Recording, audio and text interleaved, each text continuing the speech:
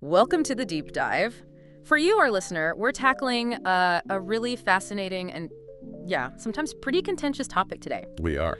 You shared the transcript of the special counsel interview with former Vice President Biden, and we're going to zero in on some of the, let's say, potentially controversial bits related to how he handled documents. Exactly. We've got the full transcript right here.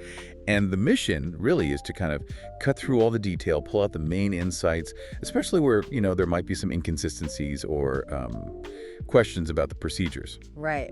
And it's important, I think, to remember up front that memory. Yeah, it can be a tricky thing, can it? Especially about routines from years back, like handling papers day in, day out. Definitely. Okay, so let's dive right in. One area that really jumped out was the discussion about the presidential daily briefs, the PDBs. The former vice president described a very specific system, didn't he? This blue bag, it had a lock. Yeah, and the electronic version he apparently never touched, and then the actual paper binder full of classified stuff. What strikes me right away is, well, the contrast. You have this seemingly tight process. He lays out the locked bag, the binder. Right. And then you have, materials found later outside that system. Exactly. He talks about reading it alone or with staff, taking notes, following up with the national security team. The routine itself, it sounds secure. And the bit about keeping them for later review, that seems key. His memory was pretty firm on that, wasn't it? He said he didn't usually keep them. No, they were meant to be collected right after he read them. That's what he recalled.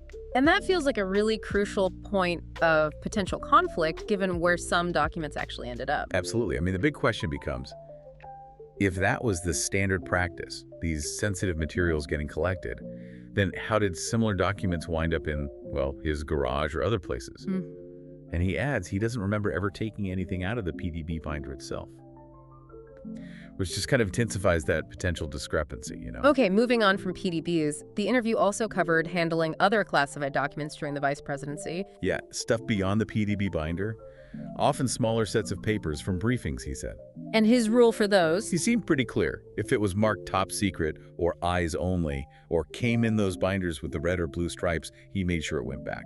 So an awareness of the markings and a stated practice of returning the really sensitive stuff. Yes, indicating he recognized those visual cues. But here's where it gets, well, interesting, doesn't it? He brings up this idea of overclassification. Right, even mentioning Jake Sullivan's eyes-only memos as an example. Which suggests that maybe not every restrictive marking meant it was like state secrets level, adds a layer of complexity. It's a really crucial nuance, I think.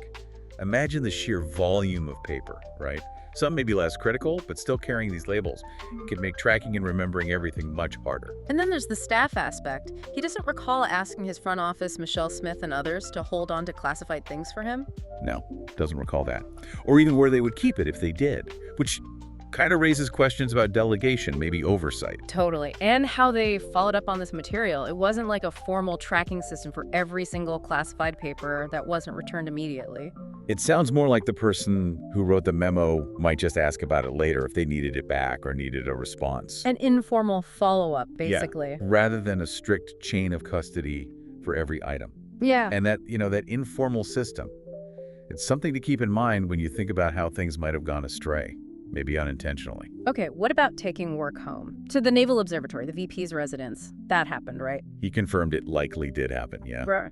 Though he was specific that the PDB binders didn't go home, those were handled separately. And if he did take other stuff home? He said it was usually for study or discussions, and he'd let the relevant staff member know. So, suggesting some awareness, some communication when sensitive docs left the West Wing. And the system there at the residence. He described it as pretty much mirroring the West Wing office. Finished classified stuff, he'd leave it on his desk, staff would collect it. Where did the staff put it? Securely store it at the observatory? He wasn't sure about that part. Right. He didn't direct that aspect. And that feels like potentially a gap in the process, wouldn't you say? Yeah, it raises questions about security outside the main office bubble.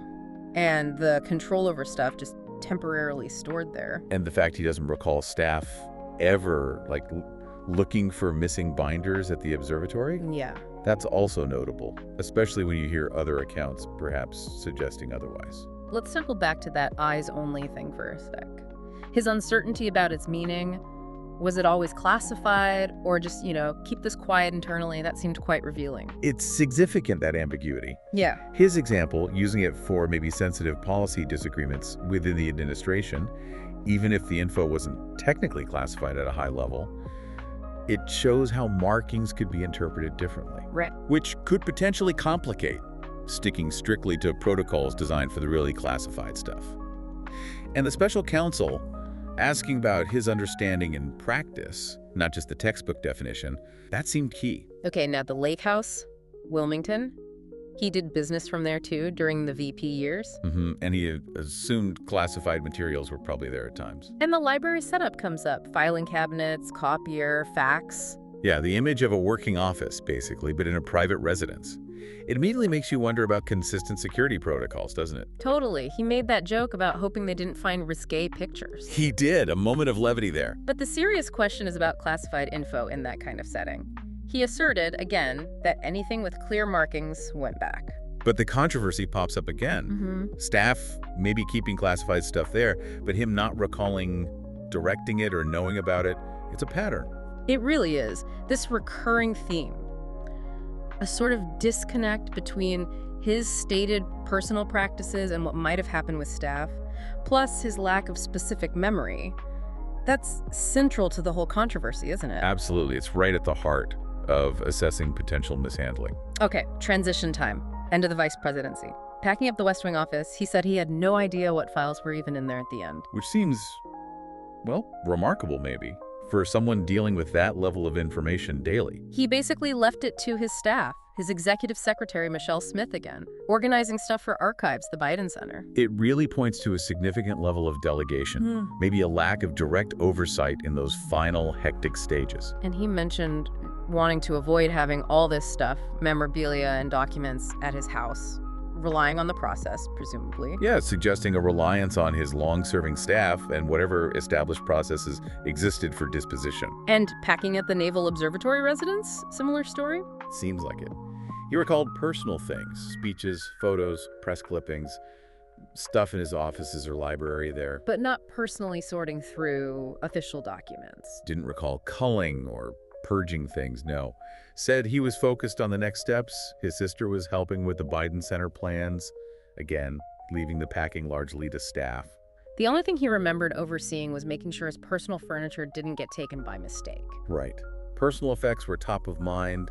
Official document handling, less so, it seems from his account. And the actual move of personal items remembers furniture, not specific documents being moved. And he denied staff storing anything classified in some safe nearby. Or that specific memory of someone like Mr. Ricchetti helping him move boxes of documents from the Naval Observatory in a minivan. Denied recalling that specific event, yes.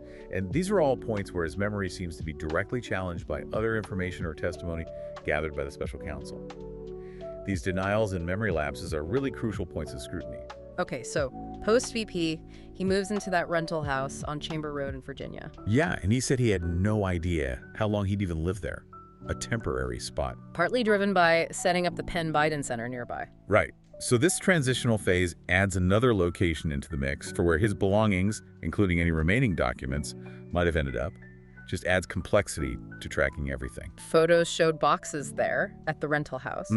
He thought he likely unpacked some probably personal things, books, photos, pointed them out on the wall, but again, details are pretty vague. Suggests a period where things might have been moved or stored without a super strict inventory, right? Especially if official materials weren't his main focus then. Exactly. Now the furniture there. A desk, he said, came from the Naval Observatory, and a file cabinet. Ah, yes, the file cabinet. Believed to be the same one later found at the Lake House. That's important. And he stated that cabinet at Chamber Road held only his files, not Dr. Biden's. And he didn't access it much, it was mostly static. That specific assertion that it held only his personal files, that's a major point of contention, isn't it? Because it directly contradicts what was eventually found in a similar cabinet later on. Big time. Okay, fast forward to the Lake House Library again. Built-in shelves, filing drawers underneath. He described the setup. Top shelves for speeches, books, bottom drawers for files. An open drawer in photos had his files, he said, including a 2020 fundraising file, so more recent stuff mixed in. Yeah, the presence of later campaign material alongside potentially older documents. It just highlights a kind of blurring of lines between official, personal, and political records in that space. Then the skinny notebooks turn up in that drawer, labeled things like Obama, Biden, foreign policy. Right. He remembered using notebooks like that for notes during the VP years. Could they have been used at the lake house during his term or shipped there later? He seemed uncertain, thought maybe the earlier ones, 2013-14, were more likely used there. But it underscores the difficulty in pinning down exactly when things moved where. And their presence suggests they were maybe seen as personal keepsakes, but obviously could contain sensitive notes. That's the risk.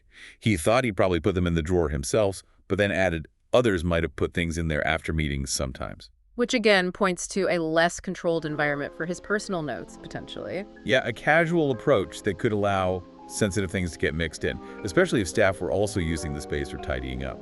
Other drawers had binders, Corvette, major speeches. Right, a real mix. Personal memorabilia, like the Corvette stuff, which you mentioned was a wedding gift. Valuable stored right alongside potentially official papers cleared off his desk. That juxtaposition is striking, isn't it? Corvette binder and maybe sensitive notes. Blurs the lines. Definitely blurs the lines in terms of records management. Then more notebooks. Spiral-bound ones, labeled AFP Pack 1, Daily Memo, Foreign Policy, more notes. But he didn't specifically recall putting them in that particular drawer.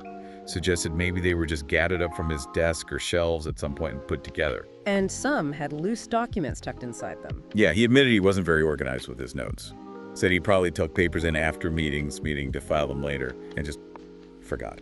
That practice, tucking loose papers into notebooks without a system, seems like a recipe for trouble. It creates a significant risk, absolutely. Yeah. Especially if those loose papers were sensitive. And bingo.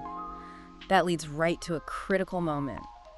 A document sticking out of one notebook was marked classified. Yeah. And his reaction? Surprise? He stated again, anything clearly marked top secret would have gone back to staff. A direct contradiction to what was found. It is. His surprise is telling, maybe, but it also highlights how something classified could potentially be overlooked if it wasn't immediately obvious, like being tucked away inside a personal notebook. And he acknowledged staff would clear his desk, put things in drawers, provides a plausible way it could happen inadvertently, right? If they weren't reading his note. Plausible pathway, yes. He didn't think staff went through his personal notebooks. There was another notebook mentioned, Podius 280909, but they got cut short then, had to attend a barbecue or something. Right, the interview paused there. Hints maybe at other potentially sensitive items that weren't fully explored in that exchange. Okay, shifting scenes again. The Delaware garage, the file cabinet found there. Photos showed hanging folders inside, labels visible like Bow, Iowa binder, income and expenses. And his recollection of how that cabinet or those files got into the garage. Pretty much zero. He didn't remember. Speculated it was vice president stuff from when he left office in 2017, but mixed with post-VP activity stuff too, like the Speaker's Bureau, his book, Promise Me Dad. So the garage seems like it became a real catch-all for different eras, different types of materials. Exactly. A collection gathered together, probably during a move, but the specifics of how it got there, he just didn't have a clear memory. Then they focused on one specific box in the garage box 1. Different setup, hanging folders. Asked if its contents might have come from a file cabinet, maybe the one from Chamber Road or the Lake House. And his response was basically, no idea. Said he found that line of questioning confusing. Which again highlights the difficulty, maybe the impossibility, of really reconstructing the precise chain of custody for everything. That lack of clarity is significant, yes. After a break in the interview, he wanted to clarify his overall handling approach. Yes, he circled back to assert strongly that he didn't intentionally keep anything he thought was classified, that he always returned items with the borders or clear markings. And he specifically mentioned finding classified docs after the VP at the Penn Biden Center and returning those two. Recalled instance with a red-marked notebook. He's trying to establish this consistent pattern of behavior of returning things when identified, both during and after his term, which of course contrasts sharply with the documents actually being found later in unsecured places. He denied keeping things for personal use, like as a professor. Okay, then the focus sharpens on one specific item, a black notebook labeled AFCA1. Right. And inside, a handwritten memo dated 2009. About Afghanistan. his confidential advice to President Obama. Hmm. He really emphasized it was his personal take, different from others, aimed at influencing Obama privately. Called it the first and only time he wrote such a long memo like that. Underscores its significance, its sensitivity. Absolutely. But he didn't recall consciously keeping it after his term. It was just found in that notebook in the Lake House Library. Which raises pretty serious questions, doesn't it? How does that memo end up there if you don't consciously keep it? Suggests a breakdown in managing even his most significant personal records. It does. And attached to that handwritten memo, typewritten pages, marked confidential, from the U.S. Embassy in Kabul. His reaction to those. Didn't recall them specifically or where they came from. He noted confidential wasn't the highest level, like top secret, but acknowledged it still meant limited access. So an awareness of classification levels, even if the recall is hazy on specific documents. Yes. He didn't think he knowingly kept other Afghanistan memos, though admitted they might have been tucked in notebooks. Wasn't aware this memo was part of some collection he'd intentionally kept. Let's touch on the book writing. Recordings came up of him talking to his collaborator, Mark Switzer. Right, discussing gathering materials, specifically notebooks, for reference while writing Promise Me, Dad. He wanted context for events around his son's illness during the VP years. So that provides a potential reason for wanting to hold on to those notebooks, doesn't it? It offers a plausible explanation, yes, for keeping the personal notebooks. He didn't specifically recall trying to collect them all, but acknowledged it was possible. Didn't know where they were right after the VP, thought maybe Chamber Road, in drawers or bookshelves. But then comes this really critical point, a specific meeting with Switzer, February 2017 at Chamber Road. They discussed that Afghanistan memo. And during that recorded conversation, the former vice president reportedly said, quote, "I just found all the classified stuff downstairs." Wow. And his response when asked about that quote? He didn't remember saying it, didn't remember actually finding classified stuff downstairs then. So a direct contradiction with the recording. How did he explain the comment then? He suggested maybe he meant the Afghanistan memo to Obama was confidential in a broader sense, like sensitive, off the record for the book, not necessarily classified in the legal TS sense. Trying to reinterpret it. Seems like it. He pointed out that in Feb 2017, he was still sorting through boxes at Chamber Road from the move, thinking about contents, but not specifically looking for or compiling things.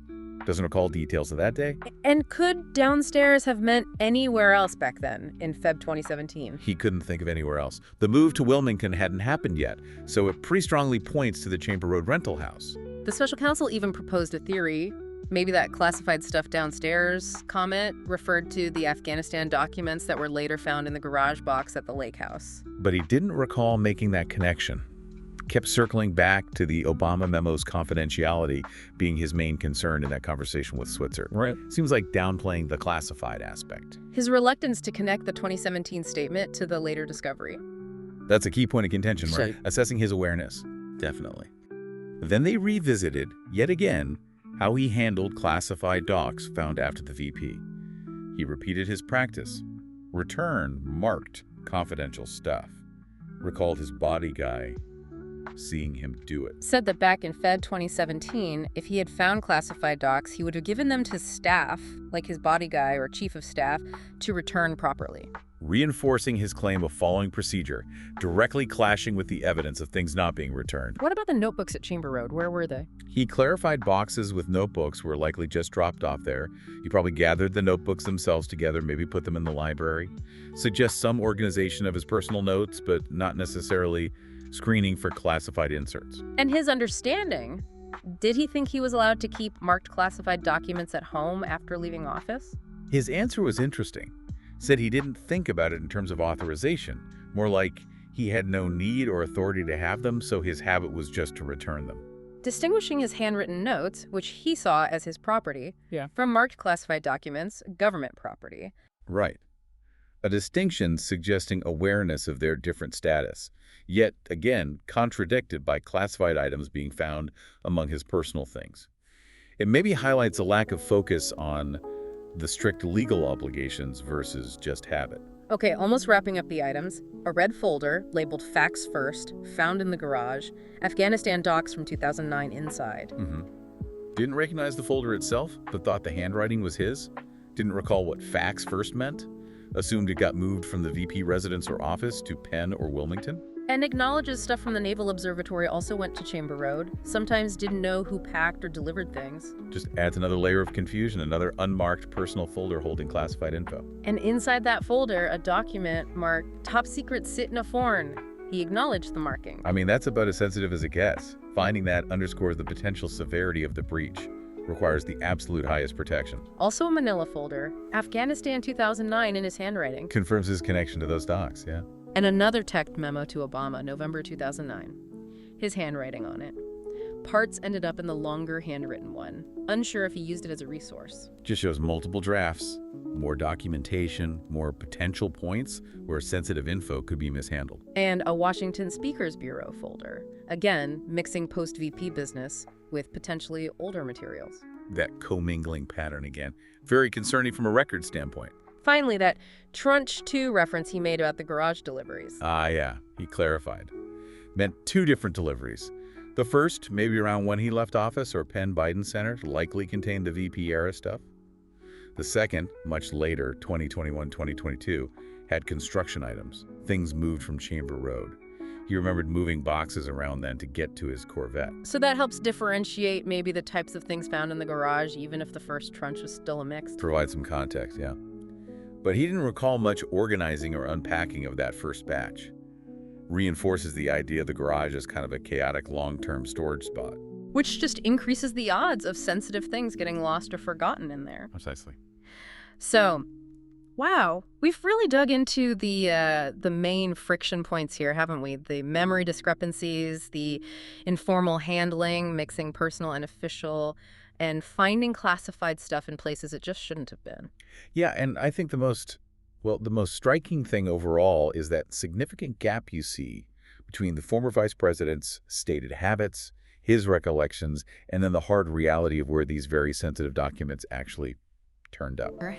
Memory is complex, sure, we said that at the start, but the sheer volume and the high classification level of some of this material, it really raises serious questions about how effective the document handling procedures actually were and the level of oversight, both during his time in office and especially afterward. This deep dive, just going through the transcript sections, it definitely paints a much clearer picture of exactly where the biggest controversies and concerns lie within this whole investigation. It really does. And it kind of forces us to think about the immense responsibility that comes with handling classified information at that level. And the potential fallout, even from unintentional mishandling, when protocols aren't followed strictly, or maybe when memory just fails on crucial details. Well, thanks for joining us for this pretty intensive look through the special counsel interview transcript. We really hope listening along helps you process these details and maybe draw your own conclusions on the issues. And perhaps reflect, too, on just how vital meticulous record-keeping is and the potential consequences when sensitive government information isn't properly secured. That's all for this deep dive. We'll catch you next time.